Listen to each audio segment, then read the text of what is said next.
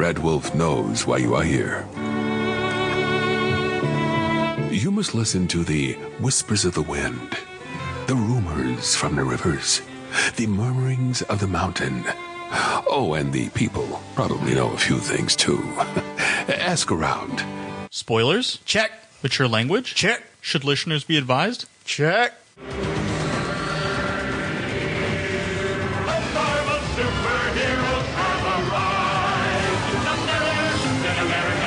Fantastic Four. Spider-Man. Iron Man. Spider-Woman.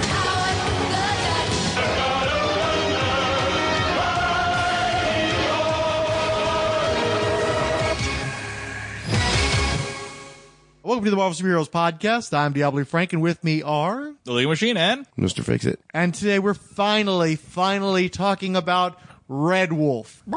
Do either of you guys have any prior experience with the character? Nunchuck. No. It's Hanunchuck. Oh, my bad. A nunchuck? Wrong universe, and you as a guy who hosts a comic book podcast should probably know that. Yeah. Sarcasm. My experience with Red Wolf is that we tried to record this podcast 3 years ago. So I read some Red Wolf material. I don't think, no, we recorded a podcast involving the character Red Wolf, but we did not record a Red Wolf podcast. We recorded a Tiger podcast featuring Red Wolf. Sounds like you're splitting hairs here, buddy. Okay.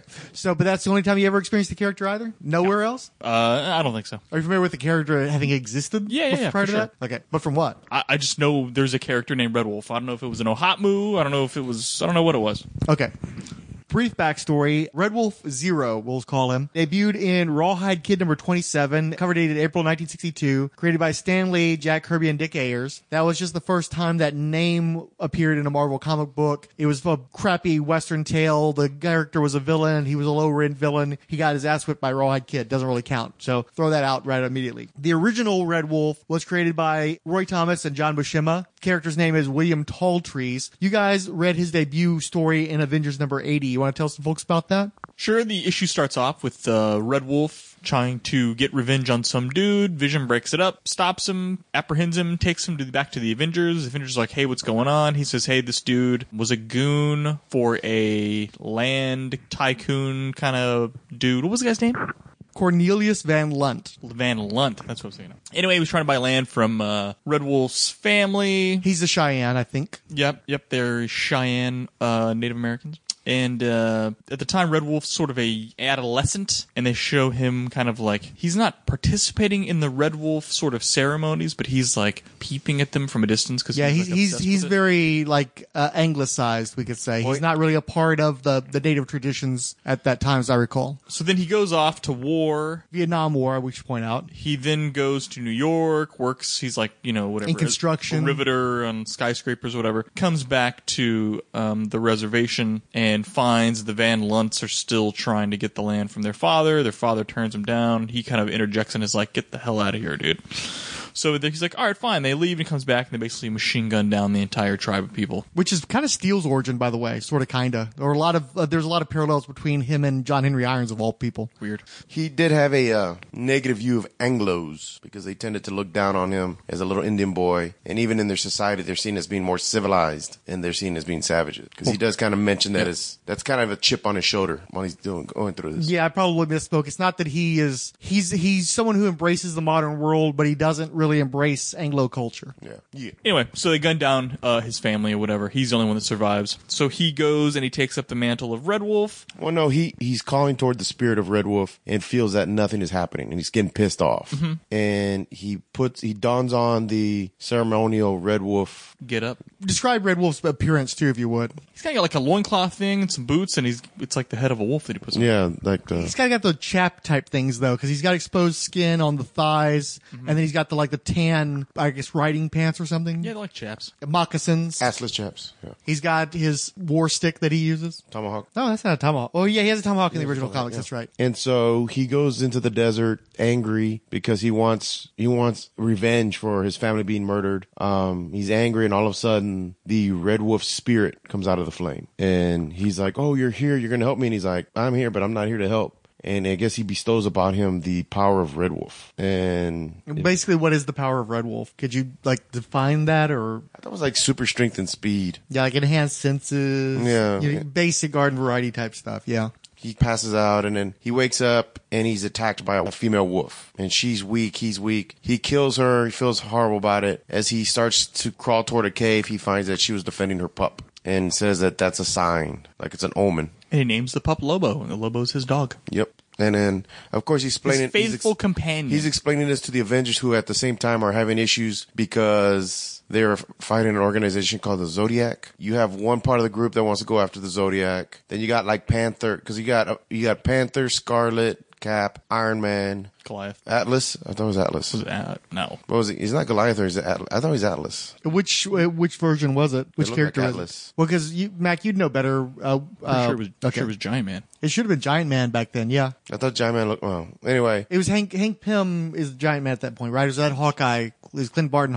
Yeah, Clint Barton is a Giant Man at that point in time. Maybe that's why you're thinking Atlas. Okay. Well, anyway, so the Avengers are fighting because Panther thinks that they should stop fighting costume villains and take the fight to the streets, fighting the common criminal whose evils are penetrating civilization. Where Cap and them are like, the other group are like, no, we need to go after the Zodiac because it's a new group. And then apparently the Vision had quit the team right before this happened. Shows up and says, "What's up, dog? Got me a dog." And Red Wolf goes and tells him his story, and he's angry because Vision stopped him from getting his revenge, but his revenge was murder. So, I mean, I don't know. Yeah, that is one thing that was very distinctive. Two wrongs make a right? Yeah. Makes you kind of question that. Yeah, that is one thing that's very distinctive, though, is that this Red Wolf was a lethal vigilante. He was a killer, which was not something you saw a lot in Marvel Comics of that time period. This was 1970. Oh yeah, no, he was definitely gonna kill that dude.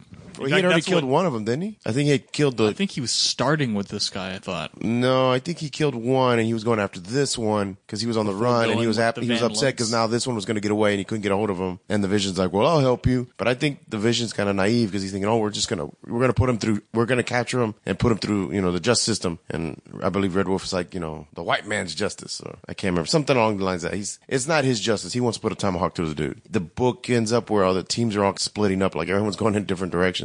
Pre-Civil War type thing. Yeah. And you actually, did you finish the second part, or y'all both skimmed it, right? I kind of skimmed through it. The one where Wanda, they think she dies because the gangsters shoot down their...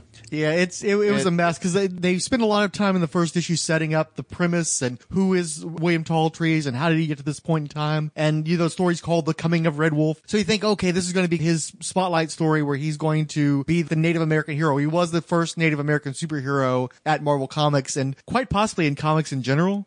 But then in the second chapter, they totally lose the thread on that. They get all involved in the conflict between the two groups of Avengers, the ones who want to be more street level and the ones who want to keep battling cosmic threats. And it just peters out. They've captured Cornelius Van Lunt, and I think William Talltrees decides that he doesn't want to be a killer after all, farts away, and then it's over with. And then you don't see that guy again for years. Wow. So what did y'all think of the story? The first part was pretty good. Yeah, I mean, I was really shocked. It was really good. It's beautiful artwork. It's pretty succinct. Yeah, John Buscema. Oof. Yeah. Tom Palmer was inking him by then too, Yeah. right? Yeah. Oh man, that's a great combination. Amazing. I love that splash page too. That first shot of Red Wolf is pretty awesome because he looks super pissed. Well, I love they do a really good job of keeping the shadow over his eyes all the time. But yeah, anyway, the costume I think is great. Yeah, it's tricky because he's wearing a wolf head, very much like Jaguar God, or what is the name of the character from Fire and Ice, though? Jaguar God. No, but what's he called in the actual movie? He's not Jaguar God in the movie. Jaguar God's the Verotic character that was based on the painting. I don't think they ever really give him a name in the movie. He does have a name. I can't remember what it is. I don't know. Maybe I'll insert it in as a... There's Lar, there's big boobs. But it's cool because it's difficult to pull off. You're wearing an animal skin on your head, but because of the way they played the shadows, it kind of works. He's got to kind of, But in later Red Wolves, didn't he have like a tomahawk that would catch on fire? I don't recall that. Or is that a villain? Because there's a villain, right, that dresses in a headdress and stuff like that I want to say fought the X-Men at one time. Yeah, I think it's a different guy. I don't think remember it has something that. to do with Warpath and all them. Yeah, I don't remember that. No. So you guys might be wondering though, why did I want to bring up Red Wolf, right? Because you're like 1/3 Cherokee or something. Oh God, no. I'm trying not to fall into that particular white boy cliche. The first story I actually read of Red Wolf. Now that shit was bloody. It's 2017. You can identify with whatever you want. If you want to be 75% Chippewa, you can be 75% Chippewa.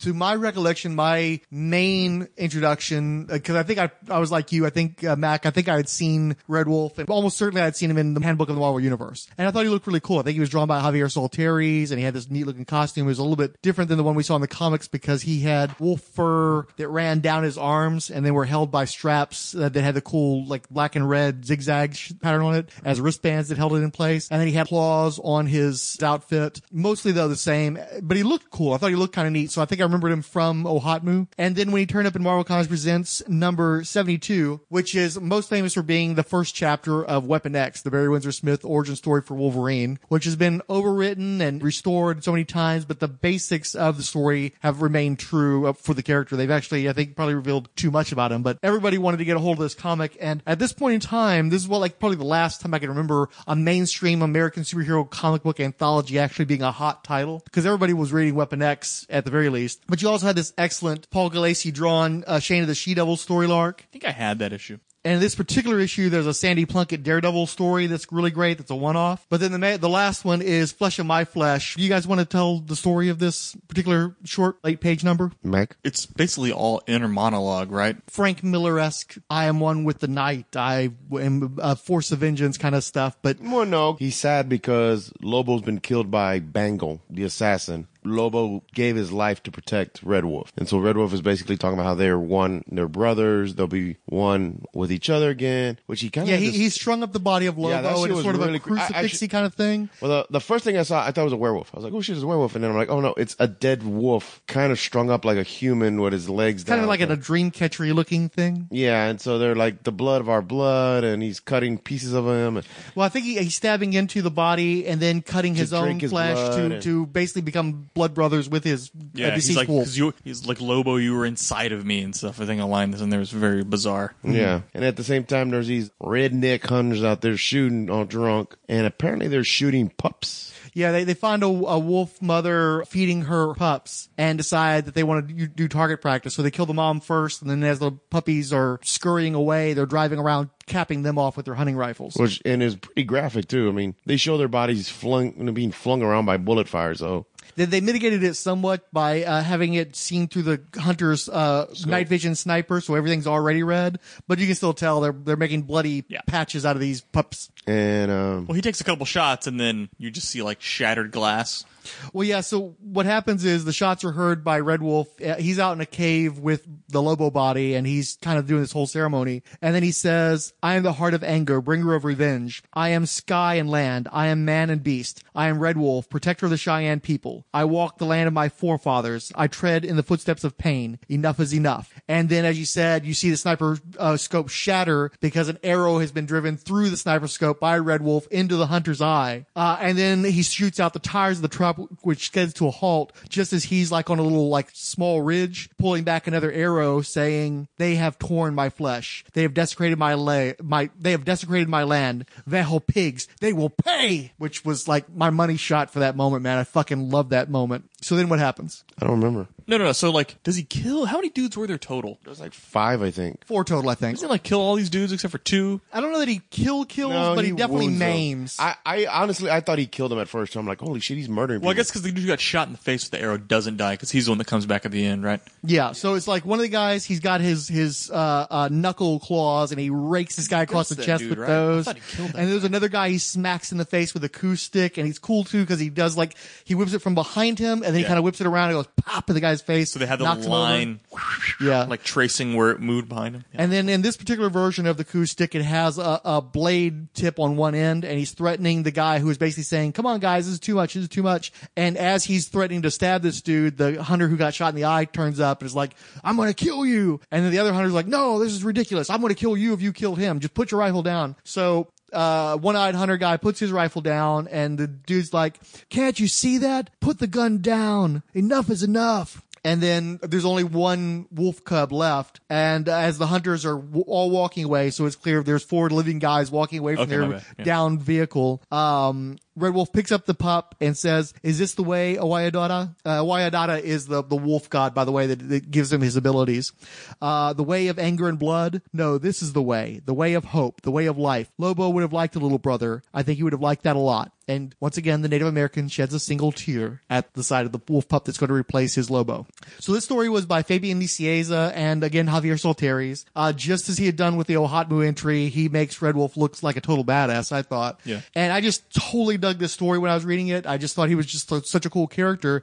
And the character actually had a number of spots in Marvel Comics Presents. My brother had actually bought this comic and I'd read his, but I went back and tried to find as many of those Red Wolf stories as I could and dug on those. Then at some point point, I think one of the only times I managed to get to the original Third Planet, which was the first time I got to like a really huge comic shop, because as big as the comic shops that I had seen prior to that were, Third Planet at that time had to be like at least 3 times bigger than any shop I'd ever been in before. So they had this huge selection. And so I'm just trying to go through as much of this stuff as possible. I'm trying to find everything. And as I recall, I found an issue of the original Red Wolf, and it's like Red Wolf like against the night sky leaping at a dude. It's like, this is cool. I really like Red Wolf. Let me check this out. So I bought the comic and read it and dug it. And one of the things I loved about it was that it was a completely different creative team. Gardner Fox wrote it. Sid Shores drew it. And Sid Shores was usually an inker. He didn't really get to do a lot of penciling. He brought just such a great physical impact to everything that was happening. It looked like what would happen if you hit somebody with a stick. Or I think at some point like a horse collapsed and a dude like went face first into the ground, and you just felt that bone crunching impact. So I thought he did a really nice job with that, but this was a completely different character. And I'll give you a little bit of backstory on this.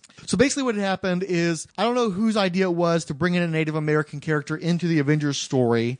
It was probably Roy Thomas's, because he definitely was a guy who, both him and Stan Lee both had some fairly progressive causes for their time period. And around this time period was the American Indian movement, where basically Native American peoples were wanting to be recognized, wanting to get their land back. They'd been stuck on reservations for decades. They'd been denied a lot of basic rights. Obviously, their land had been stolen from them in the first place. All these treaties had been broken. So basically, they started protesting to get their stuff back, to reclaim all this stuff that had been taken from them and all these rights that had been denied them. All these people were like, fuck the Native Americans. They're not patriotic. They're bullshit, which sounds terribly familiar today. By the way, you are aware that Native Americans took over Alcatraz for like a year, right? What? Did you not know about this? I think it was sometime around like in the late 60s, early 70s.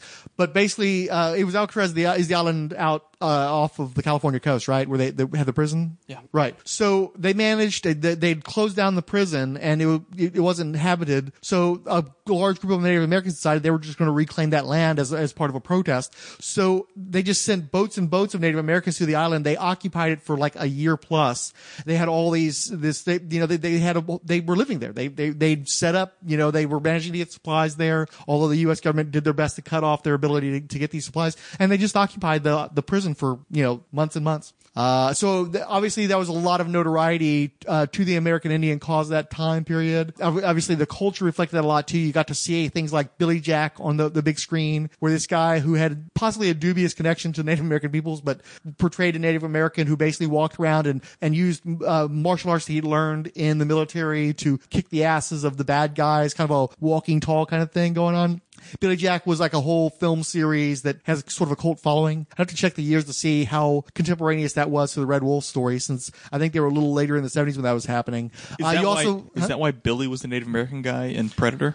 For Billy Jack? Could be, for all I know. Shane Black does strike me as the kind of guy who'd be into like cult cinema and such. So yeah, it wouldn't shock me. Of course you had the famous Paul Revere and the Raiders song, Cherokee Nation, that was a big hit in that time period. So I think there's a lot of awareness, and probably Roy Thomas wanted to reflect that. I think John Buscema was the one who designed the character. And so they give him that 2-issue start off in Avengers, and then it's cold for a while there. But around that same time, Stan Lee started pushing more inclusion in his comics. He saw that as sort of the wave of the future, something that they could help to capture market share and just morally justify it as well. So a lot of women characters suddenly got their own books, as we've discussed in the past, with characters like the Cat, but also African-American characters like Luke Cage, and in this case, Red Wolf. But Stan Lee didn't want to do a modern day Native American superhero. Apparently a lot of the old guard creators didn't want to have to do superhero books, and they really wanted to do westerns. So Stan pushed to have this guy as a star of a western series instead. They used some veteran talent. Again, Gardner Fox, who history goes back to the 1940s. He was a co-creator of characters like Hawkman, for instance. Didn't he co-create The Flash? Yeah. So anyway, and of course he was the writer of Justice League of America and the co-creator of that concept. But basically, if I recall correctly, Gardner Fox was part of the group of writers at DC that tried to push to unionize, and DC decided that instead of tolerating this union that never actually even came about, they just fired all these old creators, specifically writers, to get rid of them. And so these guys were in the wind. That's how Gardner Fox ended up working over at Marvel. And I think that Roy Thomas, especially being a huge fan of Golden Age comics, especially being a huge fan of DC comics, and especially being a huge fan of Gardner Fox's DC comics, wanted to make sure to get this guy some work. So this veteran talent gets a hold of the Red Wolf series. It starts out though as a preview story in Marvel Spotlight #1. This came out in 1971, so it was just over a year after the original two-parters in Avengers. This was, by the way, Marvel Spotlight #1, featuring a Neil Adams cover. Across the vast southwestern plains come the thundering hoofbeats of a million stallion, bearing on its back the legendary figure of that most dreaded of all Indian Awayadatas, the fabled Red Wolf. Death lies before him, death leaps behind him, and every man's hand is turned against this mighty warrior, whose heart beats to a distant drum. For Red Wolf is of both the red man's world and the white man's world, and the path he walks has no turning to either side. By the way, this first story was inked by Wally Wood, so that gave it that little extra polish to it. Yeah, I like Wally Wood stuff. So the basic origin story is that Red Wolf remembers how his legs were the swiftest, his swimming the best, his arrow ever the truest. Remembers how, as an untried child, he would curry the horses before a hunt or a war party. But most of all, he remembers the wise old shaman, Many Moons, who had told a boy the old tales of the tribe and of the Awayadata, the wolf spirit, which had made his ancestor, the first Red Wolf, the mightiest warrior of all. Red Wolf it was who brought his people from the eastern forests, long and long ago, to this vast plains world where the black wind, the Intichi Dijin, never blew. Red Wolf had tamed the first horse. Red Wolf had defeated the Kiowas, the Comancheros, the Sioux, so that his people might have a land to call their own. And now sorrow touches the heart of the cornered youth, for he also recalls that famous day when the pony soldiers came with crackling rifles, his father falling in battle, his mother dropped before their teepee. And so basically these cavalry officers were coming in, they slaughtered everybody, they were going to kill young Red Wolf, but one of the captains decided to spare him, and they gave him to the first settlers that passed by who were interested in having a kid. These were the Wakeleys, an elderly couple. So the Wakeleys took this guy in, they raised him as their own son, they made sure to teach him the ways of farming so that he wouldn't be a savage, which they put in their own terms. Wakeley was old enough and aware enough of his culture that he never forgot that, he never gave that up, and he never believed himself or his people to have been savages, but because of the kindness of the Wakeleys, he decided not to fight them against their characterization and just try to continue to hold on to his heritage. So while he learned how to farm, he also made sure to keep up with his archery skills, his ability to throw a tomahawk, all that kind of stuff. So one day, once he was a young man, he goes into town to buy supplies. He comes back, and the night sky was red with blazing fire, and the shrieks of howling Indians filled the air. Renegades had come for his family, basically. He gunned them down with his revolver, but he was too late. His adopted parents were dead, and their farm was burnt to the ground. So Wakeley spends months rebuilding the farm from scratch, or at least the home from scratch. And then no sooner does he do that another damn land baron comes around and says, sell me your house or I'll shoot you out of it. He refuses to sell the family farm, so they try to shoot him out of it. Instead, he ends up going after these men, capturing them, killing them, and then he swears to the night sky, Wakan Tonka, O great spirit, hear my plea. Give me vengeance over these, my enemies, on those who burned what these my hands have built. No, the way of the Great Spirit is not vengeful, and yet, white men slew my Indian parents, red men killed my white parents. Where shall I turn? Which way is mine? So ultimately, he decides to put on some what do you call those fringe shirts that guys they wore in the westerns. Anyway, he dresses up and he becomes a scout at one of the local forts, and he works under a fellow named Officer Brett Saber, who had debuted like a month earlier in Western Gunfighters #1 in a story I don't think I've ever been able to read. Yeah, it's funny too. They even say recall him from Western Gunfighters #1. It's like fuck no, I can't find that damn comic. Western Gunfighters #1 Fighters. Yeah, they think he might be a spy, but they decide to take him on as a scout. He proves himself to Saber as like the best scout they've ever seen, so they decide to make him lead scout immediately. The white guy who had been that scout was like, I'm not letting you take my job. And so he picks a fight with Johnny Wakeley, and Wakeley decides to throw the fight because he thinks that, if he lets this guy establish dominance, that they won't see him as a threat and, everything will be okay. But instead, they just have no respect for the guy, and he's sort of set up as a meek, mild Clark Kent of the plains, essentially. The Indians ultimately go on the warpath. It's all over a white buffalo skin that's been stolen. It turns out that this evil shaman was in cahoots with some gun runners who were trying to start a war between the white and the red men to so that they could sell arms to the native peoples to help facilitate the war and to line their pockets. Red Wolf uncovers this plot, and all the bad guys go to jail or end up dead. And then not too long after that, the spotlight proves successful. successful, and the Johnny Wakely version of Red Wolf got his own series. Unfortunately, you read the letters columns, and there are a lot of people that are really happy that they had a Native American series out there, but it's the 1970s. Westerns times have really begun to pass from the popular culture.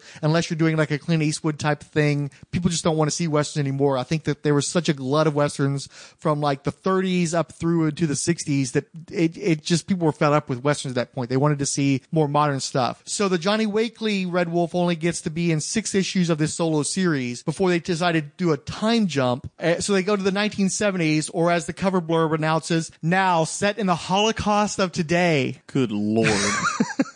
So yeah, there was no like white flight, urban fear bullshit going on in this comic book. By this point, it's 1973. It's the same creative team, Gardner Fox and Sid Shores, but now with inker Jack Abel. And they introduced the modern day Red Wolf, who is wearing basically the same outfit as the Johnny Wakely one, except that they kind of streamline a little bit, take away some of the ornamentation. And now instead of wearing a wolf head, he's wearing like more of a mask where there's actually eye slits where the wolf's eye should be. And he no longer has the snout of the wolf. It's just his own face to make it look more like a traditional mask. But because he's got the eye holes, he kind of reminds me a little bit of Hawkeye Man there. So in this first story, there's a woman who's being attacked by some mobsters. Red Wolf manages to drive those guys away. The girl at first is wondering, he's like, hey, I looked in your purse before I recovered it for you. You don't really have any money. Why were these guys after you? And she doesn't know, but she thinks what it is she has a letter that she found that relates the story about how, unbelievably enough, the original Red Wolf had apparently avenged the murder of like her great-great-grandfather after he had found a gold claim and was trying to bring gold back with him. Some renegades killed him. Red Wolf captured or killed, I can't recall, the renegades, and then decides to bury the gold with the body of the prospector so that if his family ever manages to make it out west, he will give them their gold back, which makes no goddamn sense at all. And then it proceeds to start recounting the same origin story from Marvel Spotlight. Admittedly, I don't know how much of the origin they had told in the original Red Wolf #1. I haven't reread that one in a long time. But if you're trying to set up the 1970s Red Wolf, why would you go back and retell the origin of the original one and take up a ton of important real estate in this comic book? But that's what they do. And so Red Wolf doesn't think that the mobsters would have any way of knowing that this letter was in her purse or would believe that they would be getting gold from some other state. He thinks that just doesn't make any sense. But she also has a camera with her, so he asks her to develop the film. And it turns out that while she was working for an anti-pollution group, she accidentally caught on film the murder of a man by these mobsters, so she had evidence that could put them away. Well, they were following either the girl or Red Wolf to manage to track her back to the apartment. They smash their way in. Red Wolf grabs the girl, jumps out of a window, and they end up on the girders of a building under construction. Red Wolf uses their height to secure the girl while the mobsters have gone all the way down from the apartment building where she was in and are going up into the construction site via elevator. So he has a big battle with these guys on the skeleton of this building, beats the hell out of them without killing any of them. And then this girl who you thought didn't have a lot of money apparently manages to arrange for plane fare from New York City to Dallas so they could then rent a car for 2 weeks to drive to an old associate of the original of the Johnny Wakely Red Wolves. They're able to find a cave where I guess is sort of like the Red Wolf library is this cave where all of his diaries and information about his adventures take place. They deduce where the grave is. They unearth the gold. What I especially love is this girl basically tells Red Wolf, after what you put it through, you owe it to me to help me to find this gold. And it's like, bitch, he saved your life multiple times. Just because you got scared because he put you on top of this building doesn't mean he owes you a goddamn thing. But they unearth the gold. She offers some of the gold to Red Wolf. You'd think at least fucking 50-50 because he did all the actual fucking work. But he's like, no, I'm way too noble for that. I'm your magical engine who's going to just help the white person get to a better place instead of doing anything for my fucking self. She lets her keep the gold and she's going to use it to help fight pollution. And this Red Wolf is like, let her help bring back the days when the wind blew clean and sweet and when the rivers teemed with fish and the brook water was good to drink. If she can do this, then this adventure was well worthwhile, and her great-grandfather did not die in vain. And at the very end, Red Wolf appears to return to the cave. I think it might have been the cave where the Red Wolf library existed, and he sees the Waiadata, the wolf spirit, who tells him, hey, I want you to be the defender of my people just as your ancestor was before you. And so this Red Wolf appears in the last 3 issues of Red Wolf, but this Red Wolf is not William Talltrees, the one from the Avengers. This is a third Red Wolf named Thomas Thunderhead, who did have some additional superpowers. He could basically make his coup stick appear from thin air, and he could make Lobo appear from thin air. And Lobo, I don't know if he was a ghost wolf or what, but Lobo could become intangible now. Ghost Wolf sounds badass. That is pretty cool. You lost me with Thunderhead, and now I'm back with Ghost Wolf. And why they would make an entirely new Red Wolf doesn't make a ton of sense, but there is a letter in here that I'd like to read through right quick that might give you some insight.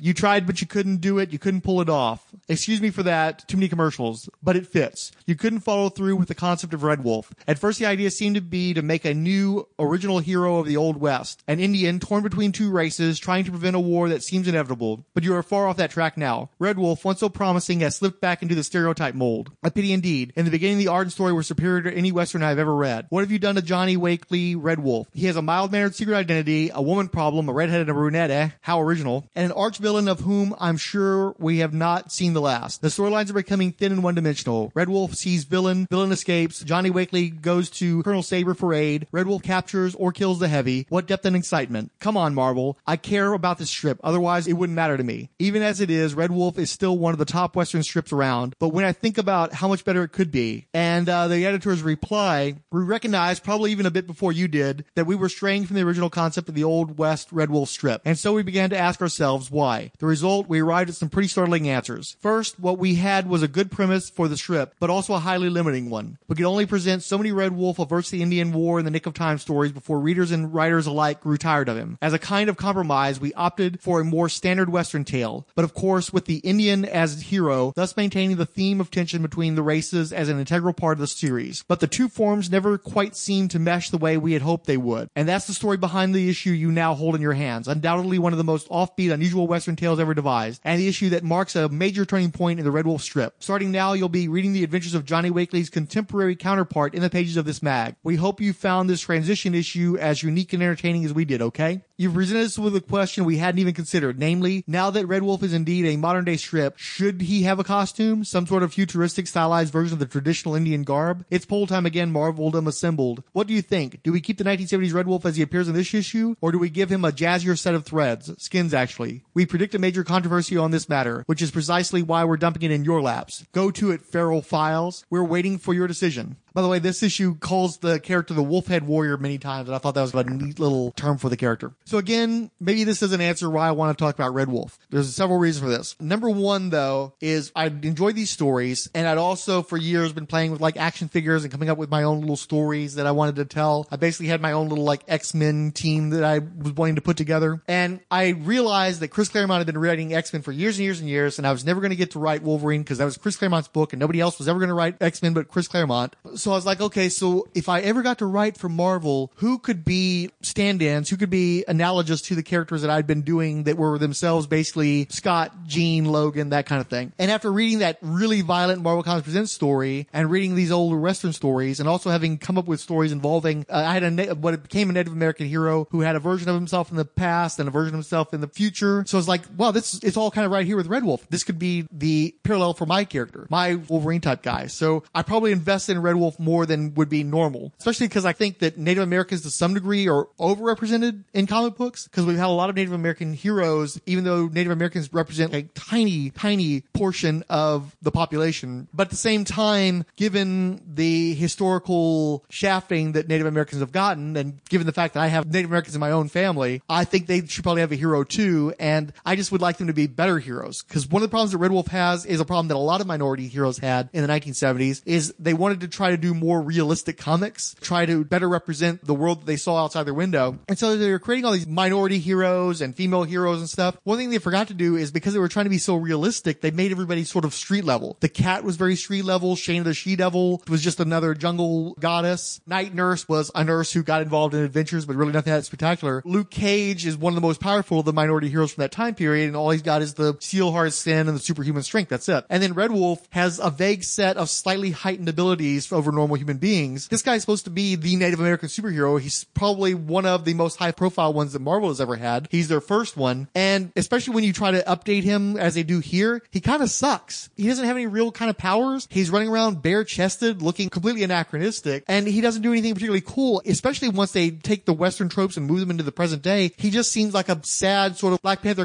Daredevil kind of character. They're not really doing anything spectacular with this guy. And I don't think I'm the only one who saw it, because then we move on to Red Wolf number 4, which would be the character that appeared in the second Hercules miniseries. You want to talk a little bit about that one? He shows up in the midst, what is this, issue number 2 of the 4-issue Hercules limited series, written, drawn by Bob Layton. Prince of Power from 1984. What Bob Layton has said is that the reason why the character appeared in the Hercules miniseries is because he had tried to get a Red Wolf limited series greenlit, and Jim Shooter had shot it down. So he decided to adapt his concepts and put it into the Hercules miniseries instead. I don't think I ever read this miniseries. Are they in the future? Yes, they are in the far future. Okay, gotcha. Because I actually bought Hercules number 1 when I was a kid, but I didn't buy this one because while I liked it, I didn't like it enough to stick with it. So did Bob Layton write? Yes, he wrote and drew it. I think he did all the full creative choice. Didn't he ink it as well? Yeah, I think so. Because the next person listed on the roll call is a letterer. Rick Parker, letterer. It takes place in the future, and I guess Hercules is hanging out with a scroll, and then what do they call these Which things? is kind of interesting, too, because when he's introduced in the first issue, he appears as a beautiful white woman, as I recall correctly. Hercules lusts for this person, and then because of his sexual harassment is why the scroll revealed himself to be a male scroll. And so after Hercules kind of freaked out over that a little bit, he decided he liked Skippy the scroll, too, and he kind of became a sidekick for that second miniseries. Alongside Recorder, who used to hang out with Uatu, and he's just this robot who records stuff and makes observations, and he's one of those cool robots where he always tells you what he's going to say before he says it, like what type of sentence it's going to be and stuff. Statement, conclusion. Yeah. They're getting into some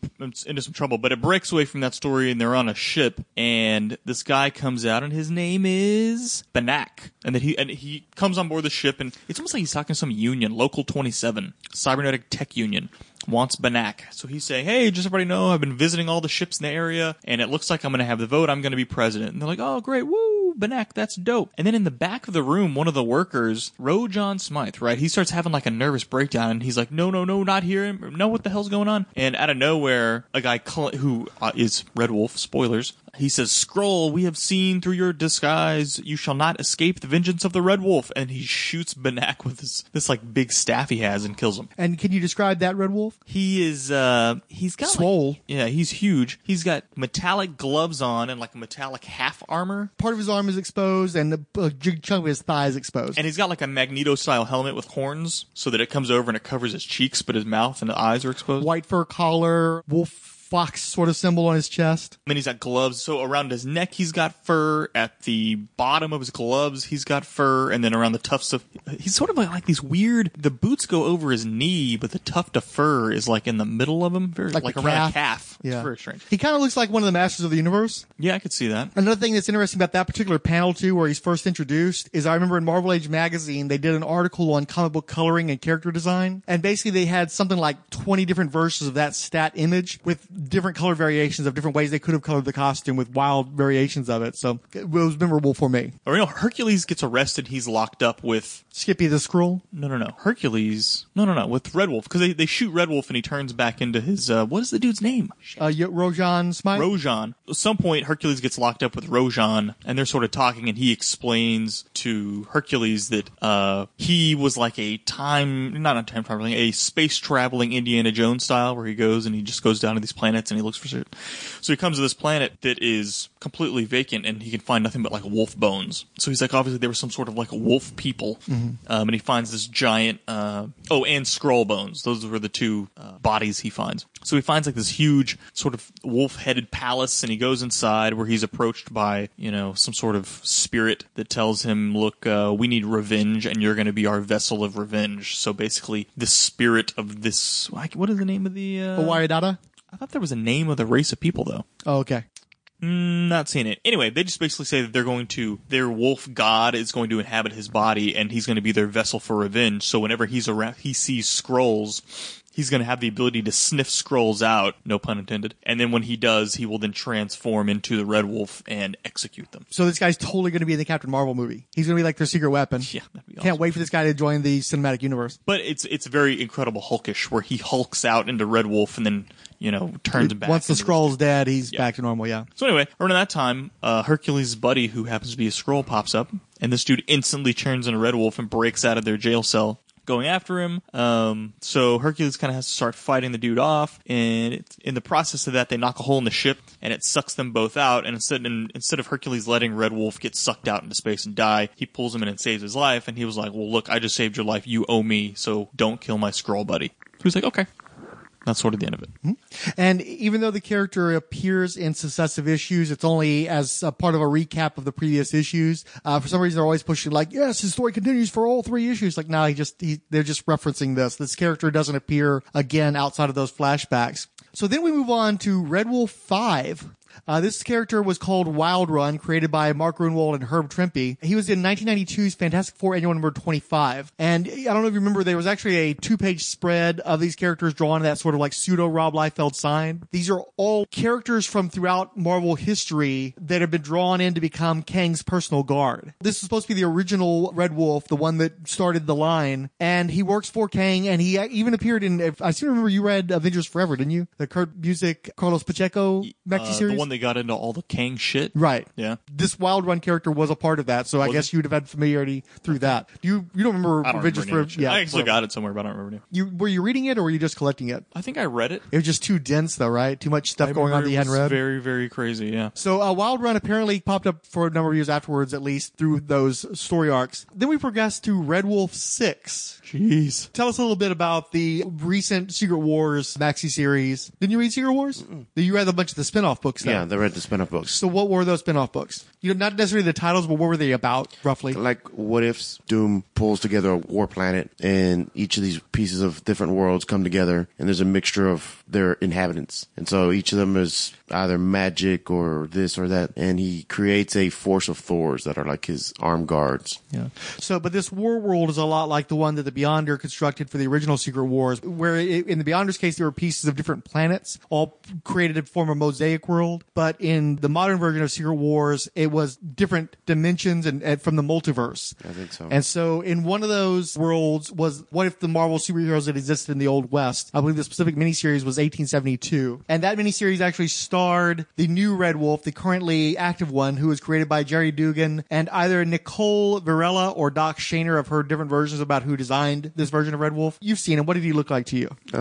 Typical Native American warrior. He was the sheriff. Yeah, I thought he looked like Lisa Bonet circa 1990. Kind of looks like a cowboy, but he's got like kind of like a circular hat and weird sort of ornamental. Like Johnny Depp from what was that movie, The Lone Ranger? Oh yeah, okay. Because he did have the war paint on. That's true, the white war paint. Yeah. So in the miniseries, what happens is he's trying to blow up a dam that was controlled by Roxxon in the Old West. He's almost lynched by some men working for the Wilson Fisk of that time period, but he's saved by Sheriff Steve Rogers, who insists that even if this guy is a criminal because he blew up this dam or whatever, he still is going to face justice. But Fisk keeps sending men to come get this guy, including Old West versions of Elektra, Bullseye, Grizzly. So they managed to actually assassinate Sheriff Steve Rogers. And so the Black Widow, who of that time period, who hated the Native Americans because they'd killed her family or something, was still so offended by what had happened to Steve Rogers that she protects Red Wolf, and they team up to get vengeance and end up killing Fisk and a bunch of other people. Now, Red Wolf himself was too honorable. He basically sort of walks in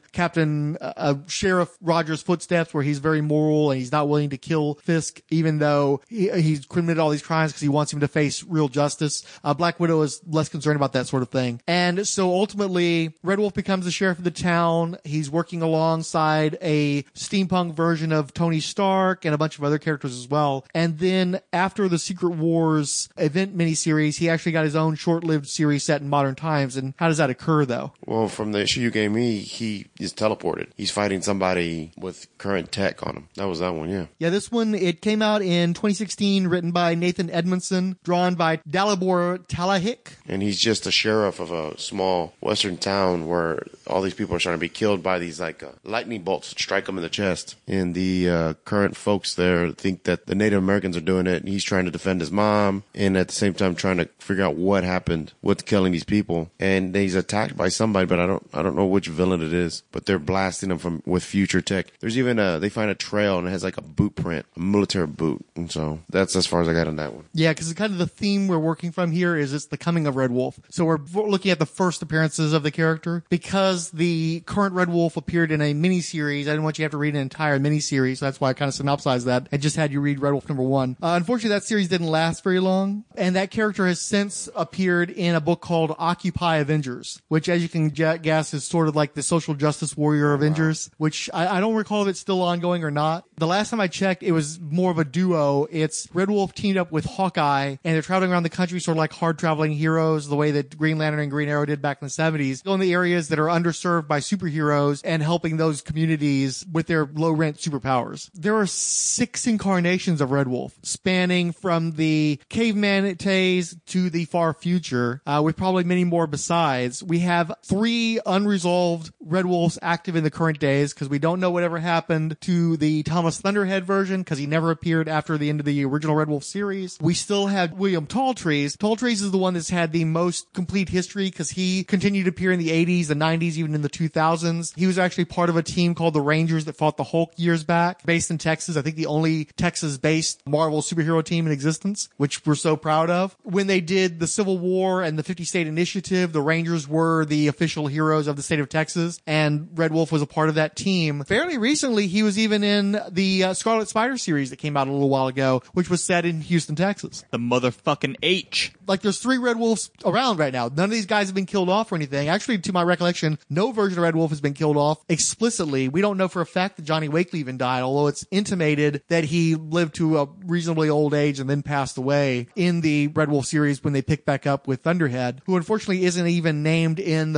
his first appearance. So the safe assumption would have been that he was Will Talltrees, and I still don't know whether that was intentional on Gardner Fox's part, or he just didn't know that there was a modern Red Wolf that had his own identity. But you've got a character with this sprawling history spanning the entirety of the Marvel Universe. I was a little bit put off because Marvel recently did their Caveman Avengers. Yeah. You guys familiar with that? And when I saw the Black Panther of the Caveman era, he has the wolf head on his head as well. At first I thought, are they doing Red Wolf? Oh, it's Black Panther. Okay, well, that's not so much disappointing because I like that there's a Caveman Black Panther too, but Red Wolf really should have been in there since that character's been so well established to have such a broad history. Wait. Caveman Avengers. Yeah, that's a thing. And the Ghost Rider rides a mammoth. Yeah, woolly mammoth. Telling you again, don't fucking talk about how shitty 90s comics are. I don't want to fucking hear it. I don't want to hear it. Sorry. I don't give a shit. You've got fucking Caveman Avengers. Shut the fuck up. And it's a whole team, too. I don't remember who else is on the team. Well, obviously Black Panther. Yeah, Ghost Rider, as you said. Isn't there like a proto-Hulk on there? I don't remember. Is it like reverse, like where Hulk is super smart and the rest of them are all caveman and dumb?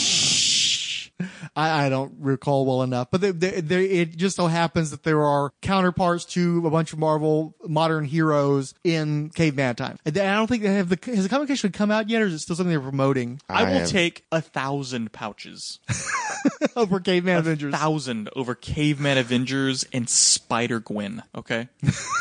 But Spider-Man has a great costume, though. You have to admit. I don't give a fuck. It's a great costume. What the fuck? Stupid name, What though. is a name Spider-Gwen? This is a stupid... Or Well, I fucking, think she's or supposed how to- about how they have to recast every character as a Deadpool variant? Yeah, Gwenpool. Oh, I forgot Gwenpool was a thing. Yes. Thank you very much. Or the zombie head from Marvel Zombies who flies around with a propeller helmet. 10,000... Lady Deadpool, Kid 10,000 Deadpool. pouches. I'm quappling down. I want 10,000 pouches on a character. Well, at least before I Deadpool is would read supposed to be a fucking parody Gwenpool. where Caveman Avengers is Canon. that's supposed to be straight. Yeah, we're supposed to play that straight, really? No, That's- I did like the look of the caveman Ghost Rider riding the mammoth it's on fire. amusing. It's It is a really amusing. cool look. It's just probably maybe it should have been in not Brand X and not in an actual Avengers story arc. I wish, for starters, I do kind of wish they would pick one and stick with him. And I think it should be Will Talltrees, not just because that's the main one that I have affection for, but also just because he's the one who is the first one. He's the one who has the most stories to his name. He's the one who has the richest just canon. And in fact, I want to revisit the character in the future. But considering that we still haven't done the Tiger Red Wolf combo, which you'll note features a scroll, spoilers. So you have all this kind of weird, funky history all tied into each other. But I'd love to see that Marvel do Red Wolf, but I really do wish they would follow the advice that they were given back in the 70s. Let's actually do a character who wears clothing, who isn't running around half naked. Let's not have him do a bunch of like stereotypical stuff. I do think you have to keep the acoustic though, just because I think I love saying acoustic for starters, but also that was such a big part of all the versions of the character. But maybe give it some powers. I think it would be cool with supernatural, some kind of do like story. I was going to say, how do you make him not a pussy? Yeah. I reference this every now and again, but that Jan Michael Vincent movie where he's dealing with all the Native American spooky ass fucking supernatural stuff with the cool jacked up masks and shit. It'd be cool to have Red Wolf get involved in that sort of supernatural stuff. Maybe tie him into some of the great creatures of myth from the Alpha Flight stories that were also the Wendigo and all them. Yeah. Well, not just that, but specifically in Alpha Flight, they had these weird monsters from the First Nations mythology that Shaman and Talisman used to fight and stuff. So get him involved in all that kind of stuff so that he's not so much like in the Daredevil Black Panther mode. Yeah. Really dig into the supernatural elements. Give him some real powers. Put the man in some fucking clothing. When you gave him that stuff to read, I thought that's the direction they're going to go in. Which stuff? The Red Wolf stuff we're reading. The new one, though? No, any of it. I was waiting for it to go like in a supernatural direction. Yeah, because they keep bringing back the wolf god, the Waiadata, and then they don't do anything with it because he's got bullshit powers and he's running around dressed like a stereotypical Indian dude from like a Western from the 1930s, but he's jumping around on Gerties in the 1970s. Like, what the fuck are you guys doing? Just do a real superhero. Maiming people with hatchets. Just go into town with that hatchet. That really comes into play in the late 80s and 90s stories. I'm actually looking, I think you guys will enjoy those when you get to check those out in the future. But this episode has been so long in coming that I'm just happy to finally get Red Wolf done. It's so fucking weird that, like, contemporaneously there are different Red Wolves going on. Yeah. Well, I don't understand why they felt the need to do the Red Wolf that's running around currently. They had to transplant him from the 1800s, from another dimension to this. In comics, we talk a lot about what Frank Miller and Alan Moore have wrought as far as, like, stuff in the 1980s was on the vanguard, and today is just the most wretched of cliches, and especially the darkening and the need to make things so super serious and so super realistic. But I think we need to talk a little bit about the dark legacy of Chris Claremont as well. And shit like having multiple versions of the same character from different eras and different realities all hanging out together at the same fucking time. That shit just drives me up a fucking wall. I can't stand the X-Men these days where old man Logan's hanging out with teenage temporally displaced Jean Grey. It's like, just get the fuck out. Tell a fucking story that makes some fucking sense. Marvel, it seems like they looked at Crisis on Infinite Earths and decided to do it in the opposite direction and make their continuity so fucking complicated. Why is the 1800s Red Wolf that was introduced in 2016 running around in his own series with no fucking powers, dressed as a cowboy shooting fucking six shooters? Why do you think, like, on the cover itself, they even have like what looks like a superhero costume, and the dude never fucking puts this shit on. He looks like kind of like a badass sort of like Metal Gear Solid fucking ninja dude or some shit. Fucking do that shit with Red Wolf. Why is he still running around dressed like a dude? Or worse yet, dressed like one of the Village People, where it's like some bullshit variation on Native American stereotypes but slightly modernized. I like this character. I think there's a lot of cool stuff in this character. Obviously, I've invested a lot in this guy over the course of like 30 years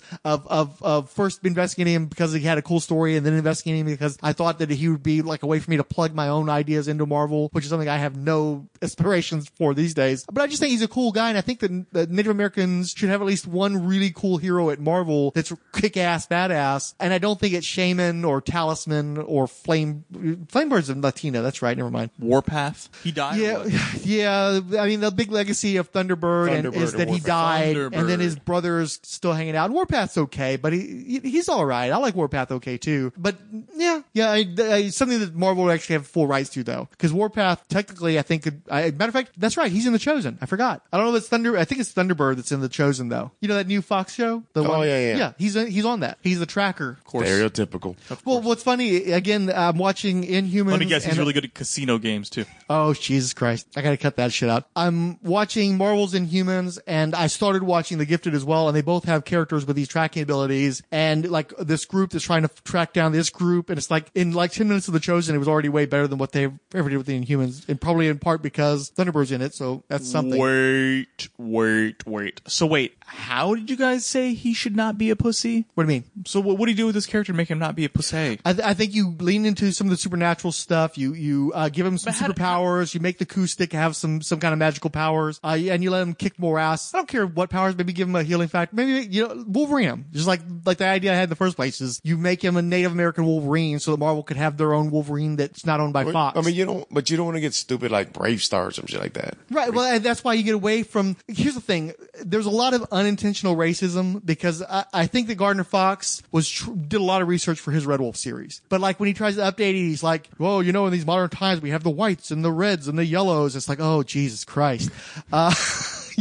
Somebody wheel grandpa back into the fact that you have this very stereotypical Tonto type dude running around in modern times, bare chested. I think that they had the best intentions, but their assumption of what would be a positive representation of Native Americans is sort of appalling today, which is why there's a big uproar. I don't know if you remember, we actually talked about this in one of the earlier episodes of the podcast where they were showing Marvel Now and showing all these new characters that were going to be coming out at Marvel, and they showed Red Wolf bare chested with a bow and arrow, and everybody went like, what the fuck are you guys doing? And that's how we ended up with this cowboy version of Red Wolf, because they were trying to clean up their act and do something else besides that. But yeah, I mean, just give him some decent fucking powers and let him kick a little bit more ass. Give him some villains that aren't completely ridiculous, and just take advantage of the fact that dude's called Red Wolf. 2 words. Herald of Galactus. Maybe a little too much power. No, I think it'd be fucking awesome. Actually, why don't we have him hunting Skrulls? That'd be instead of it being some bullshit where it's like, it's the red man versus the white man, how about the red man versus the green man? Have him, that'd be something that you wouldn't see coming, but it's canon between the future Red Wolf and the story with Tigra is that he's like a Skrull hunter.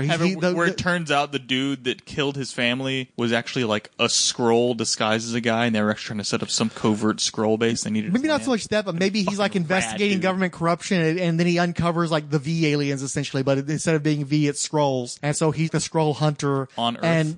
And he's got to defend the actual Earth because maybe the Skrulls are plotting some extinction level event, and so he's the only guy who's hip to the fact that the Skrulls have infiltrated our government again, and he's killing them off. Like maybe you actually can do a Matrix thing. He can see through their disguise or some shit like that. Right. Like exactly. They live. Fucking like they live. Yeah, like fucking they live. Yes, like fucking and like they again, live. like they live, or now like I'm the getting Matrix, lathered up. since he's the only guy who sees it, and they're of course going to be taking on these authority figures. So you have him killing fucking evil Skrull cops and evil Skrull government figures and evil Skrull feds and evil Skrull corporate types. No, he's not killing real authority figures, but you're totally getting off because he's killing off authority figures. Yeah, like Neo used to do. Skrulls have infiltrated the government that high. But so do we see potential in Red Wolf, and we think that Red Wolf deserves to be the Native American hero that Marvel and his people need.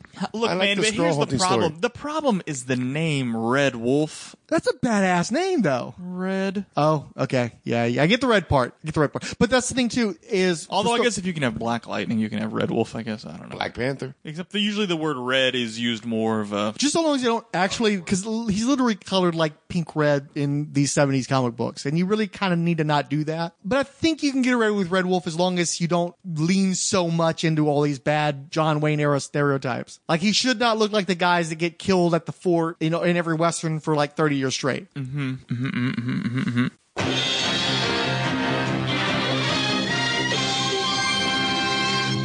Well, I thought that we had caught up on our mail, but I was sadly mistaken. And then I wasted hours one night compiling a bunch of comments only to lose all those efforts. So we won't be covering the mail this time. We will not be covering it next time either, because the next episode will be the Black Panther movie. So the time after that, I'm afraid. By the way, if you're interested in hearing me talk a little bit more about Black Panther comics rather than the movie itself, I'll be appearing on Ryan Daly's Fire and Water podcast, FW Presents, where we're going to look at the Black Panther versus the Klan story arc. That one's going to be a doozy. I'm figuring you're probably not surprised by that. So we got Google +1s on the Ragnarok, Marvel's Agents of S.H.I.E.L.D., Infinite Crisis, and Luke Cage Season 1 episodes from Keith G. Baker, reminding me that Google Plus is still a thing. Facebook likes came from Derek William Crabb, Ali Batts, and Debesh. Twitter likes came from Audrey Longman, Backseat Directors, Bob Buster, Bronze Age Babies, Chris at Bad Books for Beginners, Comic Book Vault, Derek and Matt Podcast, DGC Studios, Studios, Dwight L. McPherson, Dirk Ashton, Ed Moore at Marvel Bronze Age, Teal Productions, and Urban Fantasist, Ava Zarnicka Art, Good Times, Great Movies, Gord Tolton, Gregory Litchfield, Is It Funny Though, Jasper's Outfits, Jeffrey Brown, Jerry Whitworth, Jim Esquivel, Mike Me Audio, Nerdvik Strangers, Patrick and Dennis, Podcast Radio Network, Relatively Geeky, Sean Merrick, The Sheep Professor, Sully 17 Jr., or JNR, Terrence Castanguay, Tyson Jeffrey, Warangian Vigilante, Willie Yarbrough, and the 101 Warrior for Peace podcast. We got retweets from Between the Pages, Comic Reflections, Firestorm Fan, Kyle Benning Likes Comics. Kyle's a new father, and his babies are having kind of a rough time getting their start in the world. Please send him your best wishes and prayers. Martin Gray, Siskoid, and Talk Nerdy to Me podcast.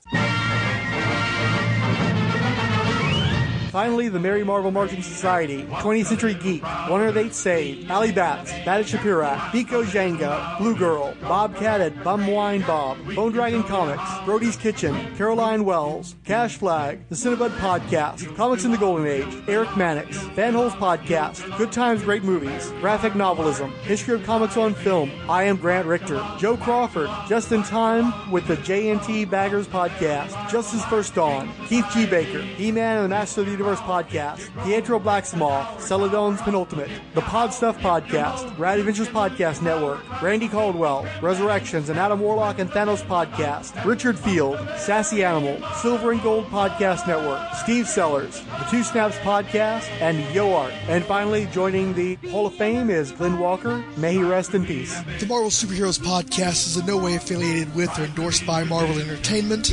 All characters mentioned and audio clips employed are believed covered under fair use, with no infringement intended against their copyright holders. The views expressed in this podcast are assumed legitimate, truthful, and solely possessed by the speaker.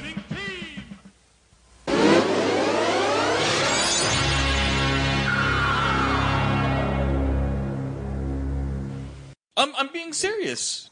Why? Why couldn't you do that? No. That's too much of a stereotype, but having a guy named Red Wolf running around with a tomahawk, or a whatever thing, or whatever you call it, acoustic, because you like to say it, it's good. Oh, that gets touchy, doesn't it? That's yeah. I'm like, I But then see I where- kind of yeah. like when he starts butchering these dudes with hatchets and shit. Then all of a sudden I'm like, oh, that's fucking